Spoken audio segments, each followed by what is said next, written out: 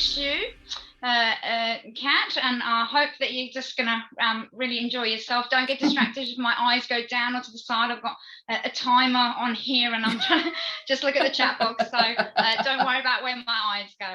All right, let's assume that most people are making it in right now, and we're going to kick off. So this is our first speaker for our second afternoon session. This is Kat Elsby. Kat is a lived experience leader with a background, identifies non-binary Kat. So your pronouns are they and their. So if anyone wants to address any questions to Kat in the chat boxes, we'll try and be mindful of pronouns and give you, you know, nice comfortable space. You're going to give us a wonderful talk and presentation, and we're really excited to have you. I did read you a bit of a bookworm, self-identified bookworm, perpetual student. What was the other one? And you're on, oh no, I'm not very good at pronunciations for the other states, so is it Kaurna country? Is that Ghana, sorry. That's okay. My accent. No, quite all right. You now, you have had lived experience over, you know, quite some years, and you've been in voluntary and paid roles. Yeah. And you're going to basically share with us. So I'm going to stop talking and let you take it away, Kat. Okay. Oh, beautiful. Look, thank you so much, Phoebe, for the really lovely introduction. It's fantastic to be involved in spaces like this, I think, because they don't come up as often as they should in some ways, specifically these really designated lived experience spaces. So it feels like a real privilege to be here. I do want to start by acknowledging that I'm coming to people today from the unceded lands of the Kaurna people, which is on the Adelaide Plains. These lands have a deep connection for these people and have been of huge importance to them and continue to be of huge importance. I want to pay my respects to their elders past, present and emerging, and also say that this always was and it always will be Aboriginal land. And I'm very, very grateful to be here and for the connections that I have with that community. To introduce myself a bit, so my name is Kat. My pronouns are they and them. I'm someone that has different elements of neurodivergence. So for people that are on top of that sort of thing, that for me looks like ADHD. And the way I like to describe it to people is that I've got a racing car brain, but I've only got bicycle brakes on it. So it's going quite fast downhill and I can't quite stop it a lot of the time. I've got a laundry list of diagnoses because part of my identity and experiences are the mental health challenges that I've had and the impacts that these factors have had on me. I don't tend to go into what those diagnoses are because some of them I got and I sort of went, oh, I'm not paying much attention to that. And other ones I thought, yeah, that seems reasonable. But in the end, that's really not what matters to me a lot of the time. I'm very much an experiential person. So I also want to call out, because I've done this acknowledgement to the country that I'm on, that I come with privilege as well, that I may have come with challenges, that some of which I've presented to you today in terms of my gender and gender identity, neurodivergence and the challenges I've experienced. But I come to you with a level of privilege as a white, literate, able-bodied person with a roof over my head. And this has also been really instrumental in my journey a lot of the time. I feel it's really, really important to me to be acknowledging these parts of my journey as well. And so to move from there, I guess is a good place to talk about identity and how I roll that into the work I do. As Phoebe so beautifully said when she introduced me, I'm a lived experience leader. I sort of jokingly say that a lot of the time because in my head, I feel like I'm about 21 and I'm still mucking about the pubs. But what I am these days is someone that uses their lived experience purposefully, and I use it in the paid work that I do, the unpaid work that I do. And what I'm here to talk about a bit today is not just some of the specifics of my journey and the things that I've learned from it, but how I work that into the paid position that I hold now and this identity that I now have as a lived experience leader. A good place for me to start with this, I think, is by acknowledging the meaning that community and my peers have given to me and how they've helped shape my identity. And what I mean by this is that it's been incredibly important to me throughout my journey to be connecting with communities that I am a part of, recognizing the communities that I'm a part of, and finding my peers in those spaces. So for example, the LGBT community has been something that has allowed me to grow and learn about myself, that I've received support, that I've given support as part of, and it's allowed me to do some really important work in that space that has been done in the service of others. I love this phrase that Faye has used so many times about the work that we do in service of others, and it really resonates with me. I have a lot of personal principles and peer principles that really inform how I live and how I work. And coincidentally, they cross over quite a bit, which is, I think, very helpful. The peer principles I'm talking about are things like empathy, having a strength and recovery focus, building these mutual and reciprocal relationships, acting with authenticity, engaging in active listening whenever I can, communicating effectively, using my knowledge and my experience in a shared setting as a way to enrich the lives of my own life and hopefully contribute to other people's, the importance of setting and asserting boundaries, and the importance that self-care plays in my life. And I feel that these are not just peer principles, but they are also the personal principles that really guide how I am and how I do things. Through all the stages of my journey into lived experience as a career, I feel like these peer principles, whether I acknowledge that they were peer principles at the time or not, have really guided what I've done, and are as important to me now as they were at the very start of my career. When I first started doing what I would recognize as peer work, I was at uni, I was in my 20s, I was mentoring and supporting other students with my own lived experience of being a student. So I was interweaving that in everything that I did, all the interactions and the relationships that I built here. However, it wasn't called peer practice when I was doing it, it was called mentoring. But as I grew, as I learned more, I recognized that they were sort of one and the same thing in this particular role. And what I was learning now was teaching me things that would be extremely useful through the rest of my career. These learnings have really extended into every role that I've had in some way, as has my understanding of the impact of my lived experience. That thing that we hear said about lived experience, where it has changed life as we know it, it's caused us to reevaluate everything, has been so true for me in so many parts of my journey. And I have woven it into every role that I've done. I'm always asking myself and other people, how does it feel to be on the other side of this service or of this interaction? And it doesn't matter if I'm answering inquiries on the phone in an office, or helping a student to find accommodation, or I'm working with other community members around their mental health in a peer way. I'm always thinking about how would I feel receiving this service if I was on the other end of this interaction, and going forth in as much of a trauma-informed way as I can. This is how I structure the work that I do at its core. If I'm meeting a need or I'm responding to someone, how does my response to this make someone feel? This is what is important to me, and this is one of my practice principles that I use all the time. As well as doing this mentoring role while I was in university, I've also worked in paid alcohol and other drugs and mental health roles. I've worked in the community, I've worked in correctional facilities, and throughout, my guiding principles have been most, if not all, of the peer principles. And that's regardless of the positions that I'm employed in at those times. These peer principles about empathy, strengths and recovery focus, the ones that I listed off before, that if I don't have written in front of me, I'll be honest, I do forget. These guide how I do that work. And it's meant that in some ways, I've earned myself these lovely nicknames that I think are giving to me in jest, but I'm quite happy to wear the hats of things like social justice warrior or a snowflake. The amount of times I've been called a snowflake because I've asked people not to make jokes that really punch down on other people, I've lost count of that, and I could not care less. You can label that as a bad thing as much as you want, but I really just believe that we don't make fun of other people just to get a laugh. What this means for me, if I am being called a social justice warrior or a snowflake, or if I'm being told that I'm putting too much of myself into this work, it means that I'm living by my principles and my values. The impact of doing this work, though, is something that I always like to touch on, because I think the work I do is very emotive. The work we all do is very emotive, I should say.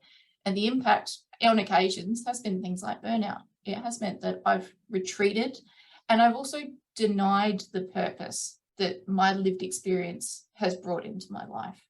Because what this what these experiences and the learning I've done to be able to turn them into useful skill sets has given me purpose in so many ways that I can't possibly count. It gives me a reason to get up every day, but it also can make you tired.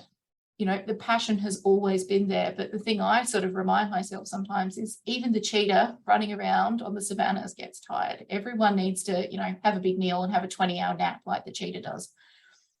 I don't think of this fluctuation as being good or bad anymore. It's simply how I cope. And it's how I cope with a world that can sometimes feel uncomfortable. It can be a bit too loud, and it is asking sometimes for more than I can possibly give. I often think of this phrase about, you know, the world needs all of the good that you can do, but you don't have to do all the good that the world needs. And I think that reminds me to keep my boundaries in place, because I cannot physically do everything, but what I can do has meaning, is useful, and is needed. And that 9 times out of 10 will get me out of bed, even if a cup of coffee won't. The strategies that I've used to move through these parts of my journey where burnout, retreating have been a factor, have always revolved around my relationships with people, I think. So my relationships, my connection with community, living according to my values, these are things that have helped me heal, and they've helped me heal at all stages of my journey. And I think of the way I interact with the LGBT community. For example, I knew from a young age that I did not identify as female, but I did not have the language to put around it until I was 23, and I'm 35 now. So I've had this knowledge about my identity. I've had a label for it for a long time, but it wasn't until I was interacting with other members of the community that I found the gaps in my vocabulary and was able to fill them in and find some sense of community there, find connection with people that were like me, recognize that there were people that were like me. So if I go and reconnect with the LGBT community, there is a beautiful sense of coming home. And I feel this beautiful sense of pride in that community, because I know it's made up of advocates, and it's made up of brave people who just fight nonstop for equality. They do this with humor. They do it with love. They do it with aesthetics. You know, there is nothing like a meme or a costume created by someone in the queer community for absolutely slaying it. And it brings color, warmth, and joy into my life to be able to connect with that community, and it reinvigorates me in the same way that connecting with other people in the lived experience and survivor communities brings this sort of warmth and joy into my life, because we are people who acknowledge our traumas and we sit with them, and we sit with other people's traumas. And I often describe what we do when we get together with other people who are acknowledged as having lived experience as you walk into a room, and as soon as you sit down, you drop all the baggage that you've been holding on to. It's a feeling of relaxation that you get being around members of that community that I can't quite put into words, and I'm so grateful for it. And the thing I'm also really grateful for is the humor. We are a funny community. We laugh about some of the absolute absurdities of life and of the work that we do, and it lightens everyone's heart. And so getting to spend time in these communities is like that, you know, hit of sunshine that comes to the soul. It reminds you that, hey, I'm not alone, I'm valid, and it's going to be okay. There's still hope out there. When I moved back into this work, after having time off, which I have done several times, I think, as I said, it's allowed me to move from a place of what I think of as giving and receiving support to and from community members, and to a place of really owning the role and owning the seat at the table that people with lived experience have. And what I mean by this is my early careers roles were made up of times when I would share purposefully, other people would share with me, we would both learn, we'd have a mutual and reciprocal relationship. But in the back of my head, I think there was an unacknowledged feeling a lot of the time that I'm not sure if I should be here. I'm not sure if what I have is giving worth to a community, to a system, to the other people that are around me. And since my last role, where I was working with forensic clients, which, you know, are the most tremendously resilient group of people, I have now been able to step back into this lived experience role, into a leadership role, and own it and say, now that voice has all but quietened down. I recognize now that I've earned this seat at the table, as have all the other lived experience people that come before me. And if others around me are maybe not always able to recognize that they have a seat at that table, then I will pull the chair out for them. I will help them to see this, because this is how we give strength to our community, and this is how we show people the value of the perspectives that we have, by opening it up. This transition has helped me to find confidence, to articulate my position more effectively, and to really understand my ability to influence better, because I'm now operating in a leadership role where I have the space to influence things strategically, where I can promote that inherent value of lived experience and then develop the teams that are providing services, that are giving their input in really meaningful ways and in lots of varied spaces. And they're doing this with integrity and with skill. And I can do this now because I have confidence in my own skill set, confidence that was not always there, and confidence that, because I'm human, does wane from day to day. I certainly don't wake up every day, kick down the door and think I'm going to go in there and get it. I had plenty of days where I think, oh my goodness, can I actually use my voice today? Can I go in there and gently challenge? Can I listen respectfully? Can I approach every interaction I have with purposeful curiosity? A lot of the time I can, but there are definitely days when I think I'd just like to retreat back under the blankets. But I know there's a community out there as well that would tell me that's okay. The transition that I've made to owning what I do hasn't been fluke either. As with so much in life, it's involved learning about my values, both those lived experience and personal values, about reflecting and committing to growth. And there's no small amount of faking it till I feel it, not till I make it, because there is no end point with this. But for me, it is until I feel what I'm doing. I'm very feelings and emotion oriented in what I'm doing. And I have a really sincere belief that practice doesn't make perfect. It never has for me. Perfection does not factor in anywhere in my life, but it does make progress and improvement. And I'm practicing every day in what I do, and I'm engaging in it purposefully, and I'm doing it with a lot of passion and also with a lot of laughter, because every time I fall over, I'm the first one who's going to be laughing at myself and saying, what a human experience we have. I'm sure other people have fallen over. This is nothing to be ashamed of. More than anything, I think my lived experience helps me to form and strengthen relationships, as it does for, I think, all of us. The relationships are the foundation that we build to do everything with each other when we do it with purpose and when we do this emotive work. And so if I've got a shaky foundation, my house is going to fall over. So first and foremost, we build a relationship. And from there, we can do so many great things. And in part of building that relationship, I know I can do it effectively because I do truly see worth in everyone, that I see the value in building relationships with them, and that I have hopes that they will see those things as well. This role, as I've said, has put me in a position to help build and develop peers and peer work practice within my organisation. And I use all of the things I've spoken about here to help with this work. I'm really comfortable sharing parts of the emotional parts of my journey, I should say, as it brings the personal in what can otherwise feel a little bit impersonal when you're trying to train, develop, show people new ways of doing things. I often think that professional development isn't particularly sexy, but it doesn't need to be boring either. And we can do a lot of good, fun, laughter-oriented growth together that really brings us into very skilled places in our journey.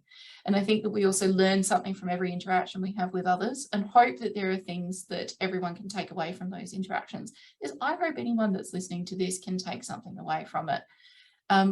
Lived experience is a really unique and vibrant discipline. Our work is incredibly emotive, it's important, and it really does leverage our trauma every day, because we show up with bravery, we show up with vulnerability, and we don't shy away from this stuff.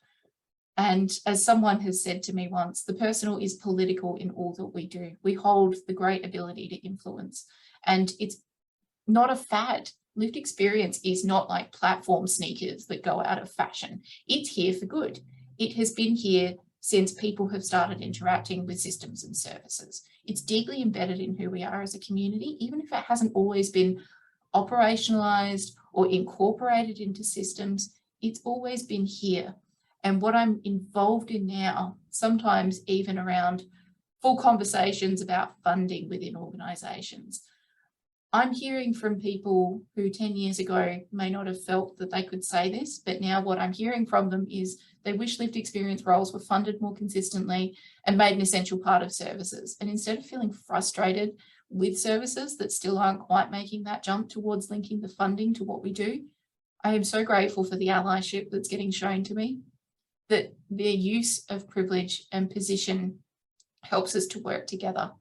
I'm going to wrap up in a minute, but I wanted to share a quite personal story for people, because this is something that has really helped cement some particular values for me. And it's about a trip that I was fortunate enough to take to Thailand in 2019 with my partner. And as part of that trip, we were able to go to an elephant sanctuary. So for people that have spent time in Southeast Asian countries, elephants are a really big part of the culture.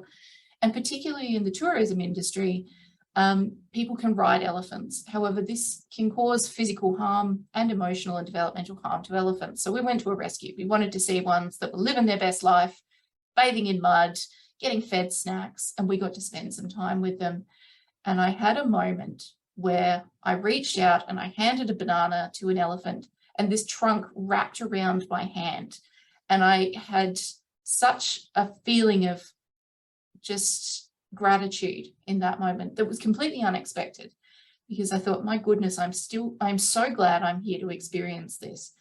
I was shocked at how strong this elephant was, in that it's just doing what an elephant does. It's just taking a snack with its trunk. But I have also spent much time reflecting on the gratitude that I felt, that came literally out of nowhere, like a bolt of lightning. Just, oh my God, I'm here to experience this. How good is life? And I think that has really helped cement for me just how important gratitude is, but also hope, because time and time again, I hold hope that people will get to have these moments, their elephant trunk moment, however you want to think about them, some moment like that where something clicks into place and you go, my goodness, I'm so glad I'm here. I hope that that can be a guiding light for people as well as it has been for me. And I do want to thank you all. While I can't see the faces that are around me, I can see the beautiful Phoebe, which is lovely, but I'm not sure who else is here. I want to thank whoever is here for sharing this space with me, because it is so special. It is so special to be able to share it with people. And I suppose in saying that, I've just been given a 5-minute warning, which is great for my timekeeping. Does anyone have any questions? Yes, feel free, everyone, to type in a question. Yeah, Kat is very generous with her time and interaction and connection with Google. She's happy to do a minute or two of questions. So yeah, we support that, don't we, Kat? Absolutely, absolutely. Just give people a chance if anyone might have a quick also question. Fine if you don't, because I have been speaking at you quite a lot. It does feel, when you're speaking, doesn't it, Kat? It does feel yeah. like... Yeah. Look, someone named Shellfisher is just really appreciative to hear your insights. And Shell, that is so beautiful. And I am so incredibly grateful for you sharing that. Thank you so much for coming to this space and for sharing that. And hopefully laughing a bit with me. I just wanted to say, Kat, that I loved your elephants. I actually, you're a wonderful speaker. I really enjoyed that. Thank you so much. That was beautiful. I'm sure everyone's feeling the same. I can see. I just want to point out and highlight to everyone. You know, lots of hearts and claps coming, just in case anyone's listening at home but is making a cup of tea at the time, you know, because some people just quickly make a cup of tea and they're listening. So there's loads of hearts, which is so gorgeous. And thank you so much for the beautiful comments from Zoe and Susanna and Alison. It is really special to share this space with you. Thank you so much. Yeah, thank you so much, Kat. That was my pleasure. Wonderful. Thank you for coming. Thank you for sharing. I think that's gone down beautifully. I would just like to just throw out another reminder to everyone. If anyone is just challenged and is just experiencing any discomfort by anything in any of the speakers, because we've still got a while to go today. We've got a few more speakers and a panel. Yeah, just take care of yourselves. Do what you normally do, your own strategies.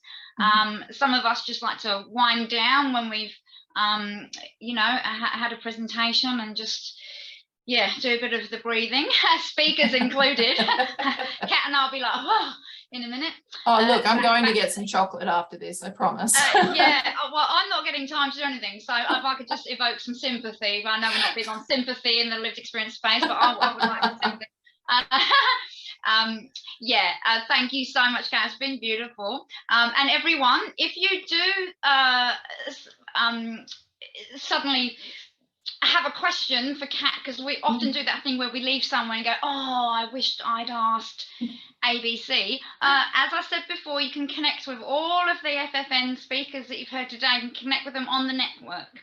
So findingnorthnetwork.com.au, come and join us. We're all there. We hang out there and interact, and you'll find that wonderful space. So in the essence of good timekeeping, because I do want to keep us running to time, I'm going to wrap us up and move us from this one. And again, everybody, you will be going to the lobby. You'll probably find yourself in the lobby and join the next session, and we will see you on the other side. I believe the next session, let me just check my run sheet here, it'll be in just over 10 minutes time. Okay, thank you again, Kat. There's still lots of lovely messages popping up, so absolutely beautiful. Soak it up. That was really great. Thank you, and we'll see you all on the other side.